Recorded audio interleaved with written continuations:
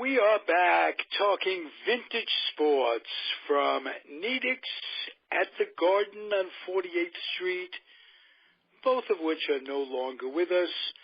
Our memories are here, though, and this is one of my favorite times of the week. I get to talk to the following. Hal Bock. How are you, sir? I'm good, Ralph. Good. George Case III? I'm here. Good to talk to you, as always. Good. And Alan Blumkin? I'm here. Hey, Al. Glad you are. And I wanted to talk this evening about the Chicago Cubs and your terrific book, Hal Bock.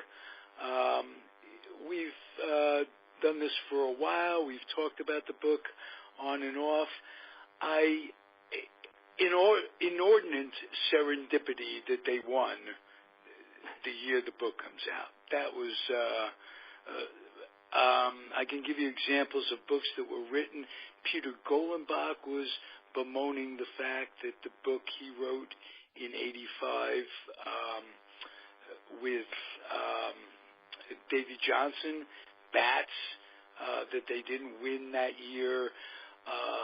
Charles Einstein wrote a terrific book on the Giants the year the Giants won the pennant, which was in 1961, and they didn't win the pennant, or a book entitled something like that. And your book on a team that hadn't won in 108 years, and your book comes out the year they win. How was it that that happened? Was it a total accident, or could you see it coming? We'll take total accident for sure. Really? I mean, I had some interest in the club because I had covered 30 World Series in my career at the Associated Press, and never had I seen the Cubs in a World Series. And I thought to myself, how can a club never win, never be in the championship? That can't be. There had to be a time when they were good. So I started doing some research, and I found that time. It was a long time ago. It was the first decade of the 20th century when they won 4 pennants and 2 World Series over a 5-year period. And so that really caught my interest, and I started to do research into that team.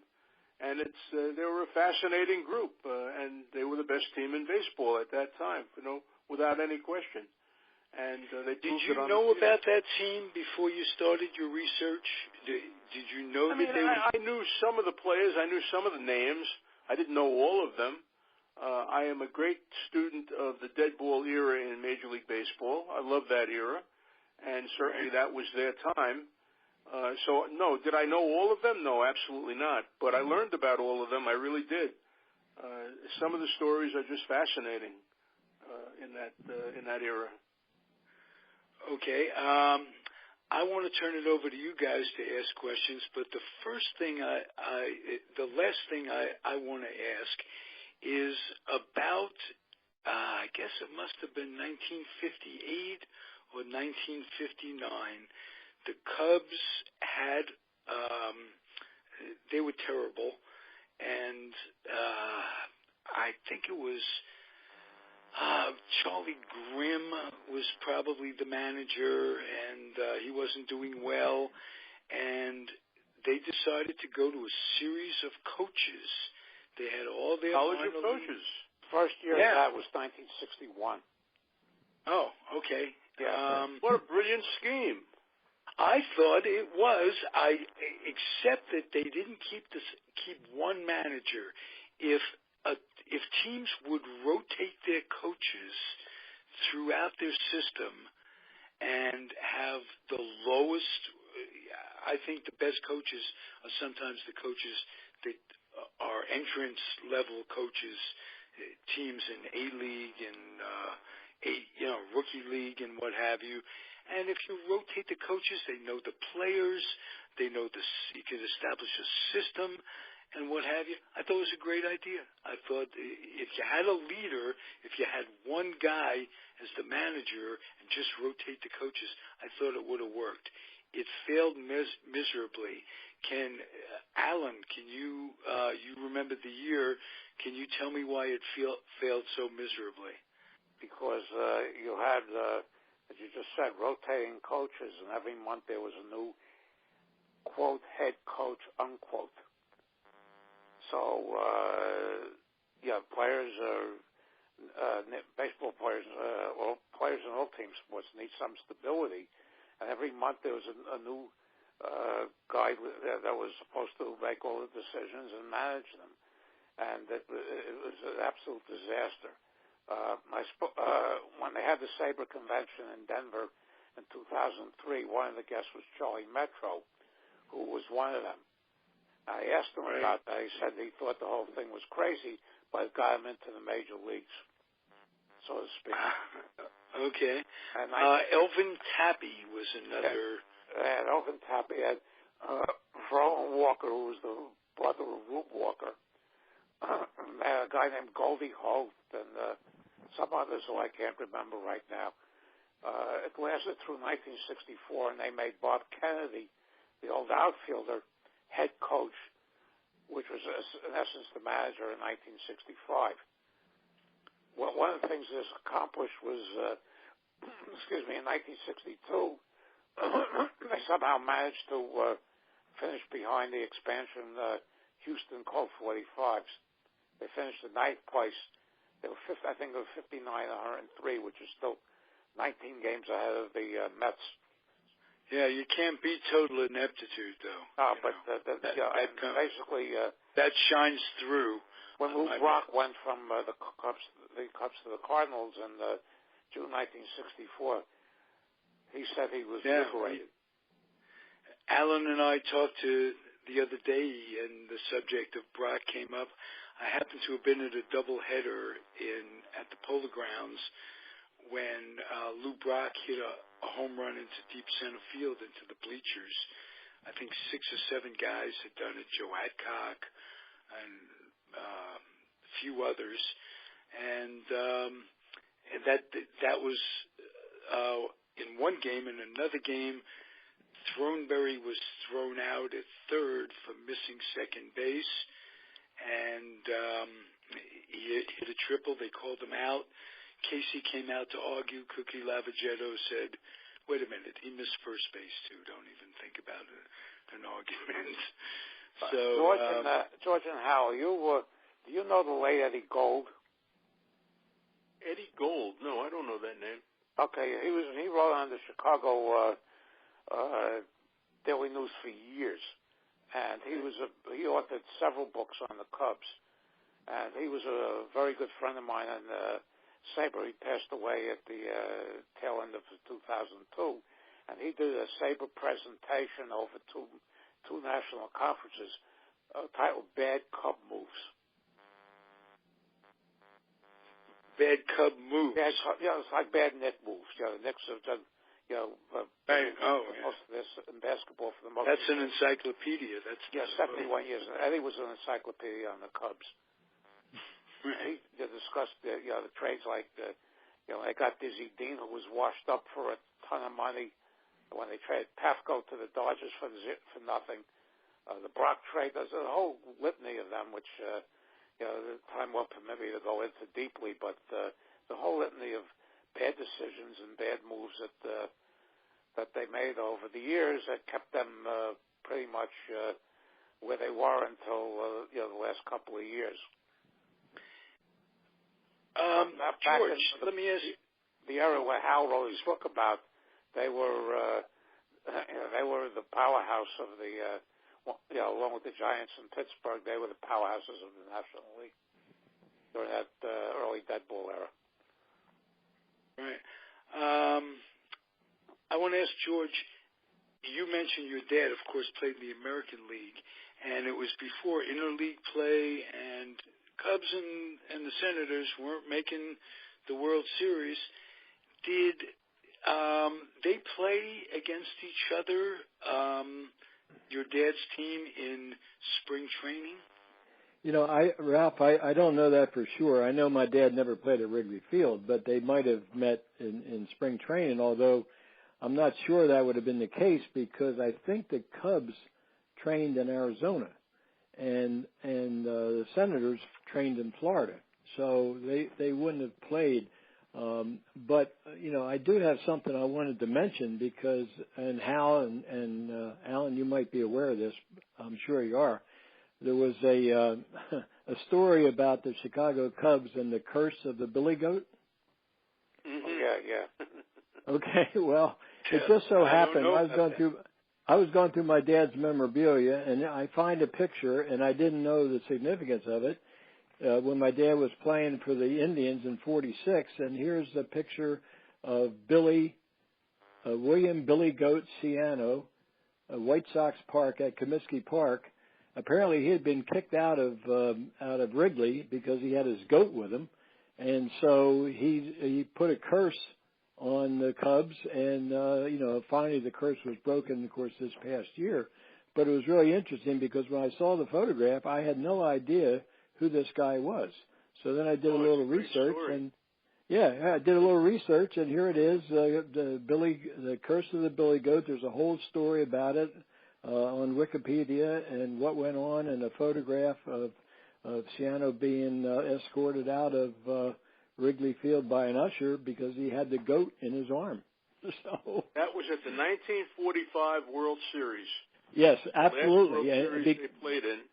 And how can you mention that because this date of this photograph I have of my father and Billy Goat was from 1946, was the next year. So apparently his allegiance now had been from the Cubs at Wrigley Field to the White Sox at Comiskey Park. Probably so. But what happened was that Billy Ciani was a tavern owner in Chicago. Right. And he had this goat as a mascot. The goat's name was Murphy. And the World Series comes to Chicago, and he buys 2 tickets for, I think, $1.45 each, one for himself and one for the goat. And he takes the goat to Wrigley Field.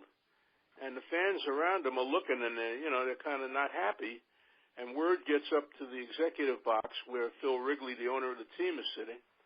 And he sends word down, get rid of that goat.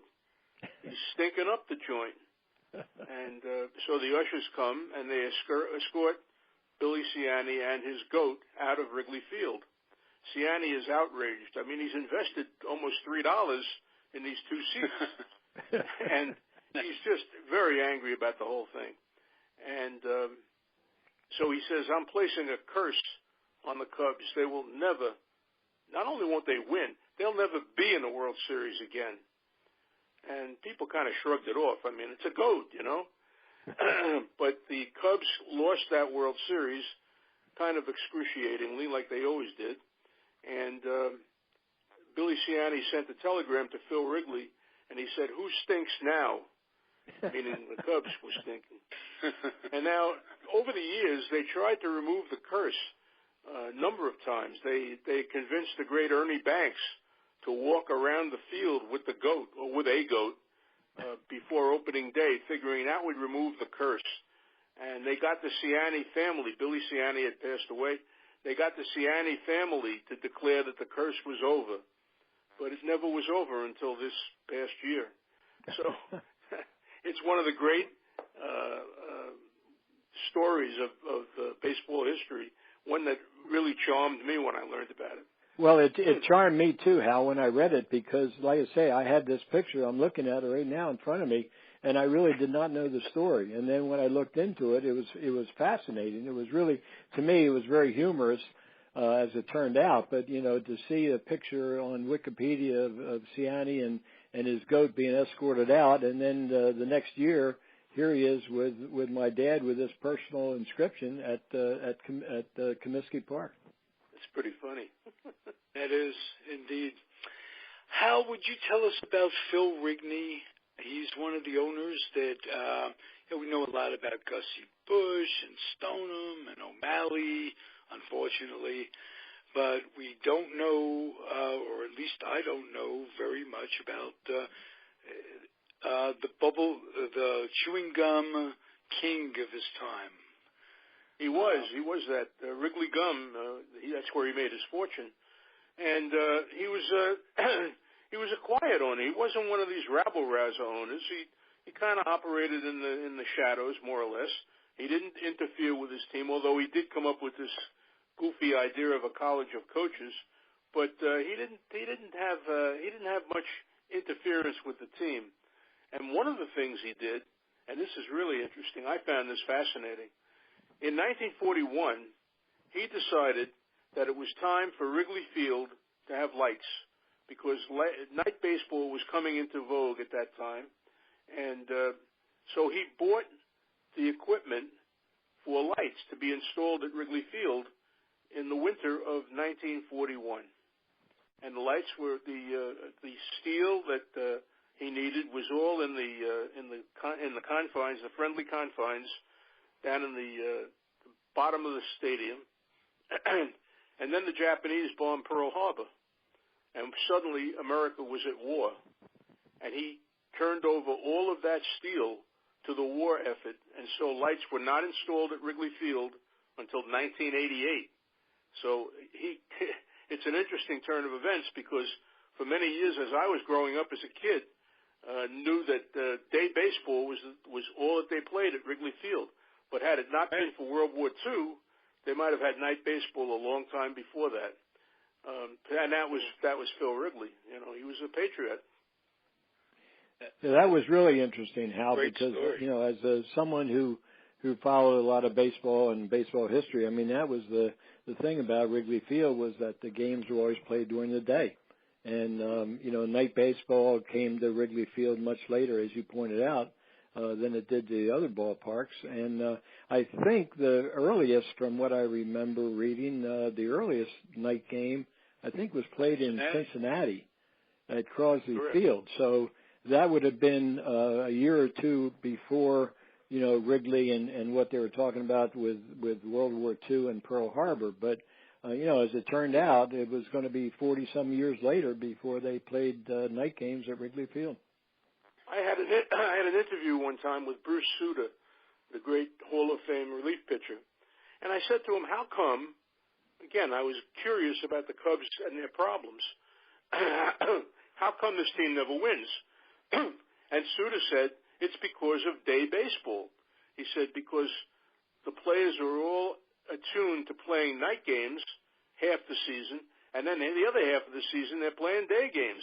And you can't get your system properly into a proper rhythm when you break up the season that way. There was a guy named Don Zemenda who had won Sabre National, did a presentation of like 25 years of the Cubs playing day games at Wrigley Field and how they would traditionally fall off in August and September.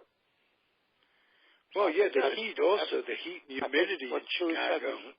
What Sue said is very valid. Yeah, day games in that era, as we talked about before, with the wool, 100% wool flannel uniforms, they certainly took a toll on the players.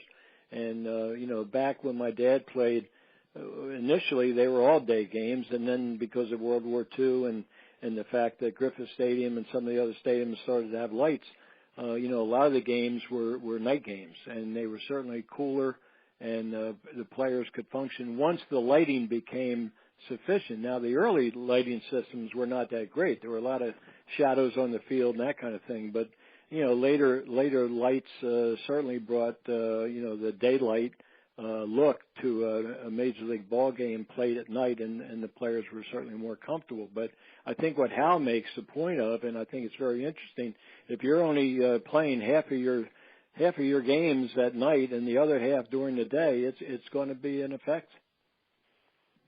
Yeah, it was disruptive for the players. That was Sutter's argument, and I agreed with him. I thought that was a very valid I agree with reasoning. Yeah, I think so. Very interesting comment. I want to ask, this is not just specific to the Cubs, it's baseball in general. It took till 1969 for baseball to go from flannels. Those big, heavy flannels were just as heavy in 1968 as they were back then. And it took till all that time to put out a lighter uniform. I can't understand that. And to this day, all uniforms are the same. All teams have the same weight uniform, same thickness. Teams play under different weather conditions. They should have uniforms for cold weather specifically, and but more importantly, why did it take so long? And this is just a rhetorical question, because they're slow to change in everything, and that's, in a way, that's good as an old traditionalist. But you would have thought that those uniforms, they could have done something to reduce the weight. You know, I agree with that, Ralph. And one thing I wanted to mention, you talk about innovation and uniforms and all that kind of thing. I'm sure Hal and Alan would remember there were, I think it was at some point maybe in around 50 or late 40s, the Dodgers and the Braves, and I think possibly the Cardinals came up with satin uniforms. Yes, the Dodgers. And the satin uniforms, supposedly, because if they were playing night games, you know, there'd be more visibility and so forth. Now, this was a short-term experiment. It didn't last very long. But then, you know, later, another innovation, and we're talking about Chicago. It wasn't the Cubs, but it was the White Sox. If you'll remember, Bill Veeck and the White Sox wearing short pants. That came up last year when the White Sox were having a throwback day, and they wanted their players last year to wear the shorts, and Sale, the pitcher, went ballistic. And he cut up the uniform straight to the Red Sox over the winter. He cut the uniform up. He cut the uniform with the shorts. He took his scissors or something and cut them up. I think he was suspended for destroying property. He's probably the best left-hander in the American League right now, and he was forced to trade to the Red Sox because he became persona non grata with the White Sox after he did that. Hey, George, how many more bases would your dad have stolen if he wasn't lugging around those heavy flannel uniforms? Yeah, well, you know what? That's interesting because, you know, a lot of the great base stealers, you know, they did wear those heavy uniforms, and then when they went to the, you know, to the double knits or whatever they're wearing today, you know, it's certainly, and they're much, you know, closer fitting too. And in the old days, if you look at some of the players, the pants are baggy, the jerseys are baggy, so, you know, there certainly was a lot of wind resistance. I'm not sure that they even thought about it at the time, but I think my dad could have certainly stolen a few more bases if he had a different uniform. But on the other hand, when you talk about, you know, wearing those short pants, I'm not sure that my dad would have enjoyed trying to slide with short pants on. A lot of strawberries, right? Yeah, absolutely. Yeah. Darryl, if you're listening, no pun intended. Had to say that, right? Because I'm a silly man. You know, I just wanted to make note that major leaguers are going more to a little baggier look of the last few years, not as tight pants and what have you. They're also going to look, which I detest, and I just because I'm an old guy, but I do not like baseball pants worn down to the shoe tops. I just cannot. I don't know how they look like pajamas. Why?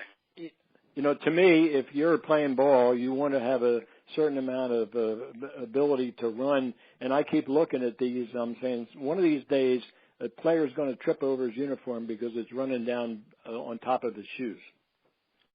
Yeah, they look like pajamas. Well, that's what they call them, I think, Hal. They call them the pajama look. And I don't know where it started, but I do know that if you look at the old days, I mean, players, and one of the earliest lessons I ever had from my dad was that he wanted me to look like a player when I dressed. He said, you know, you might not be very good, or he would tell the kids when he was coaching the Rutgers, hey, you might not be very good players, but I want you to look like ball players. And he would take the first day of practice every year, and he would show the players where he wanted the uniform. He wanted to be mid-calf. He wanted to have stirrups. He wanted to have, you know, the look with the black belt and all that kind of thing. I don't know. My dad has passed away for many years, but I'm not sure how he react to the look of the major league players today. Some people have said, they look like softball teams. They're up and down. They're crazy looking uniforms, and I just do not like the look. Well, Finley started that. With the Finley started. Charlie Finley. Okay, because he had what did he have, Alan? Yeah. I think they had white. Didn't they have white shoes and gold shoes, sanitaries? Green and gold. They alternated green and gold. Right. When those teams were winning, the pennants in the World Series in the early mid '70s. But he started it, and then when they came up with those pillbox hats in 1976, which I detested. And the Pirates would have a series of like 3 or 4, and Starger once said that they would come in, and they wouldn't know for a while which uniform they were going to wear for the particular game. Right. It was insane. It was strictly marketing. They could sell more caps and shirts. Well, it's like that today. There's probably 4 or 5 alternate uniforms. The Diamondbacks probably have 12 alternate uniforms. Well, they had never seen a game where they've seen the same combination. They had over the weekend. They had pink bats, pink. Well, that was for Mother's Day. I know, yeah. But they did it Saturday also, and they were going to auction them off. And there's certain teams like the Angels in their history have had like a dozen different caps. It's all marketing now. Yes. Yeah, the marketing departments love it because that's an income stream. Whenever you come up with some new innovation, whether it be a uniform color or whatever it is, or a new hat, and all of a sudden they have them in the shops and the fans are buying them. Hey, let's talk about the Cubs and their class. Like the Yankees, they have had the same uniform. The Red Sox and the Tigers also, yeah. Yes, right. Almost as long as I can remember. Mets have been reasonably cool. They've had some discretions. I didn't like the black uniforms, but although they grew on me certain combinations, they had one hat with the blue and the blue and the black together, and an NY that was pretty cool. But it's to sell uniform. It's to sell jerseys and stuff in their shops. It's more than what's on the field that goes into what the business is. Well, marketing is a huge thing when it comes to professional sports today. I mean, it's 25, 30 years ago, it really wasn't even thought of. And if you look at the old photographs, you'll see people in the stands with coat and tie or whatever. Today, they're with team jackets and their T-shirts and their shorts and hats, and I mean it's a huge income stream for not only Major League Baseball but for the teams themselves. And there's a royalty that you have to pay. In other words, if you're a manufacturer, you have to pay X amount of percentage to Major League Baseball to get the license for you that would allow you to sell that product in the team shops. The Yankees just had Derek Jeter week. Yankees just had Derek Jeter week, and they sold so many hats with the logo that they created for his retirement yesterday, his number being retired yesterday, and the shirts and everything. They must have sold tons and tons. Actually, that was Frank Corsetti's number they retired. I know, yeah. That's right. Didn't pronounce it properly. You got to be a New Yorker for that one. They still have number 0 left. Yeah, that's why I saw the other day. They said, "Well, we got all the numbers except 0." Yeah. Yeah. Hal, you mentioned that Wrigley was a millionaire first before baseball. That's changed in baseball. That's one of the basic things. Owners now, this is their thing, baseball. Back then, Yawkey, Wrigley, they were involved in other things. Did baseball cost Wrigley money over the long haul, or did he make money? I think he made money. The Cubs were a very popular team. They're virtually a national team, which was another reason I chose to write this book, because there are Cubs fans everywhere, and Wrigley Field is sold out on a daily basis, and it was during the dark years for the team as well. So you wouldn't have to make a benefit for Phil Wrigley, but he didn't own the team when when that dynasty was created in the early part of the 20th century. He was far away from the team then. He didn't come onto the scene until about the 20s. His father. By then they were mediocre. Father William Wrigley.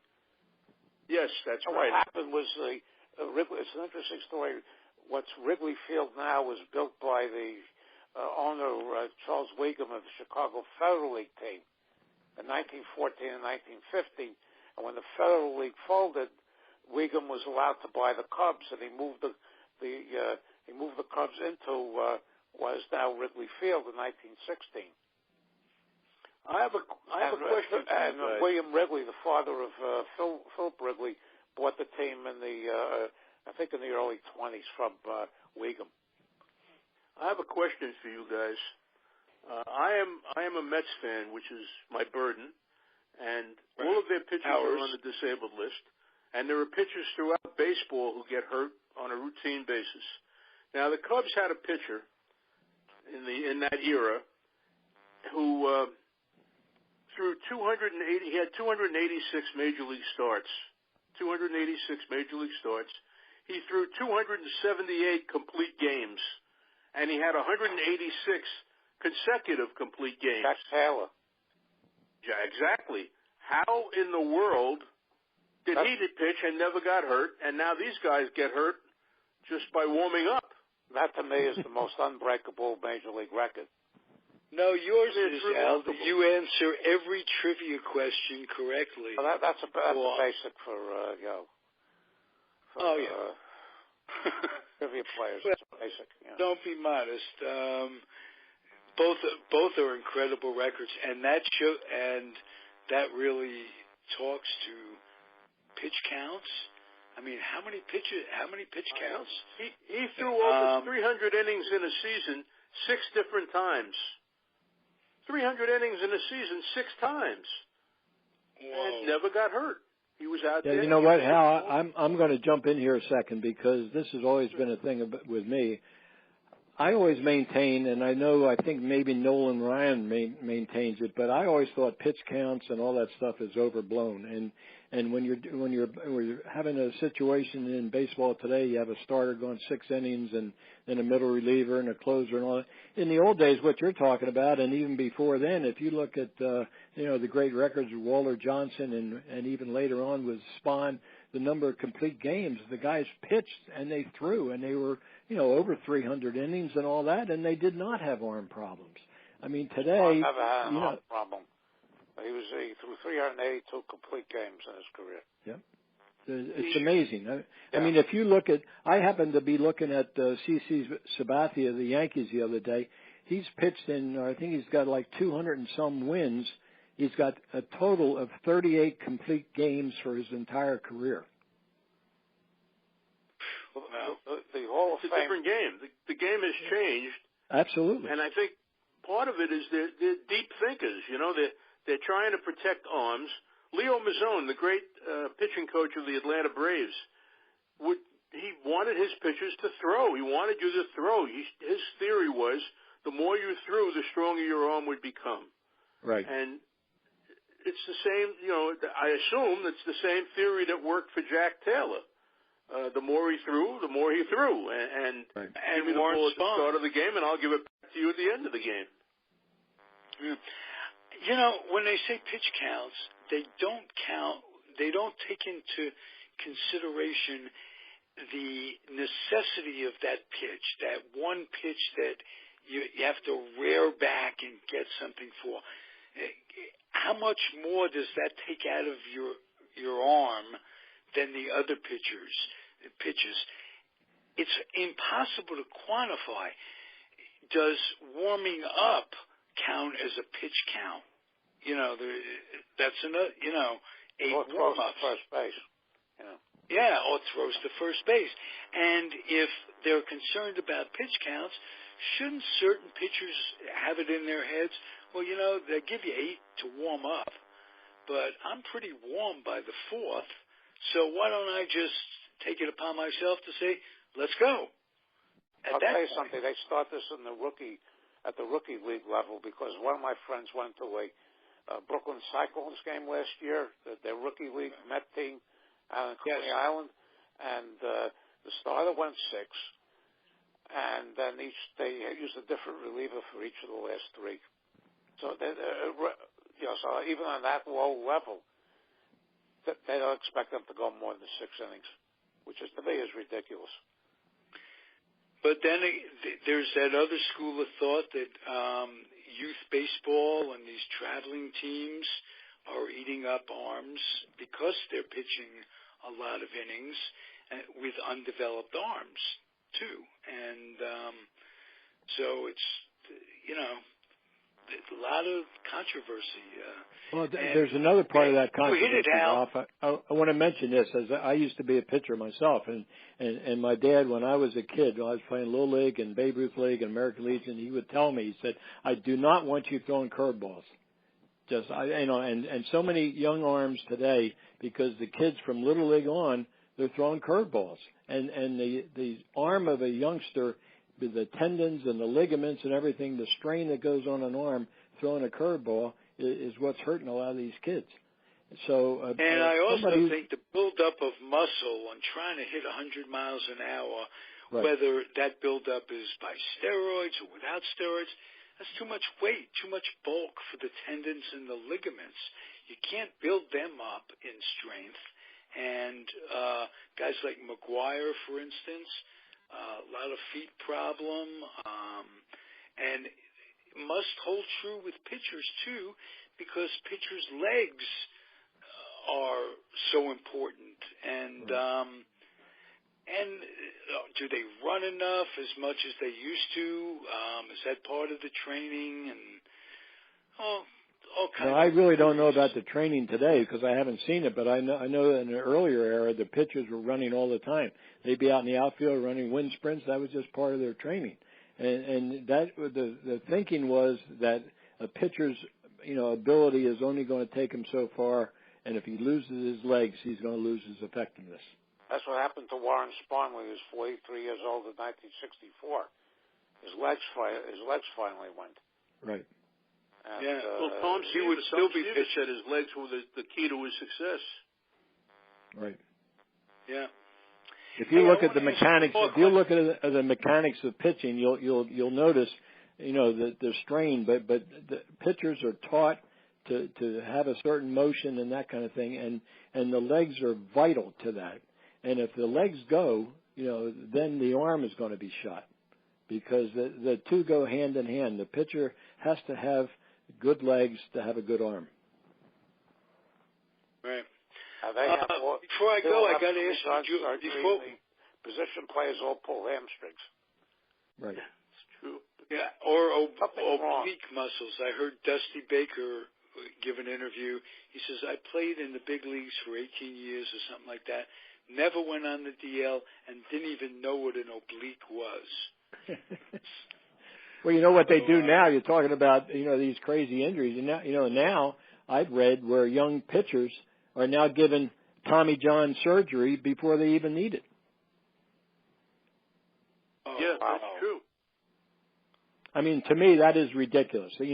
Surgery for a ball player or any athlete should be to correct. That's like selling your kid out. Right. You're breeding your kid for just body parts. Why don't you just sell his kidneys on eBay, for crying out loud? Make some big bucks. Yeah. This is a crazy world. That's nuts. But yet they can tighten things so end up with more speed. But it's 2 years of extensive rehabilitation that goes along with that. And I always heard the expression as a kid, at what price glory? Right. Certainly. To say nothing of risking infection. You go into a hospital. You never know what's a blood transfusion. That's crazy. That's where are we going as a society that extra million to do something like that? That extra, $5 million instead of $4. It's crazy. George, I keep meaning to ask you, did you play under your dad at Rutgers? I did 1 year. My sophomore year was my dad's last year at Rutgers, because the next year he went with Mickey Vernon as a coach with Expansion Senators. So a lot of my friends, my fraternity brothers and classmates, they would be kidding me. They said, "Now, what are you going to call your father? Is he coach, dad, or whatever?" And that was a big deal for me, So I decided I would call him coach when I was on the field, because he was the coach, and then the rest of the time he was my dad.